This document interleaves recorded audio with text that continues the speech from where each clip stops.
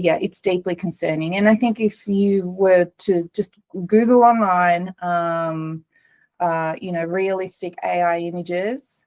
In fact, I do that as part of my presentations. So I start my presentations with slides which have both real and AI generated content.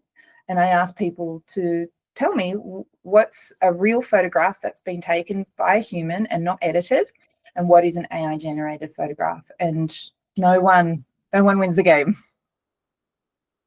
Yeah, like, and it's striking, like, just how, realistic that difference is. And like, I've seen things circle around where, like, it's sort of like, say, politicians, and we've already talked about the implications that can have, especially around elections and so forth, having those sorts of images circulating around. But we are unfortunately coming to the end of this conversation, Meg, and I want to end on a lighter note than sort of doom and gloom of what this could be. And you've already given us some advice around how we as individuals can combat against disinformation. But I suppose I want to ask you, like, since we were talking about the future, like, where do you see like a more positive future? Like, what can we do to create that future that's much more a much more positive one, and a much more brighter one,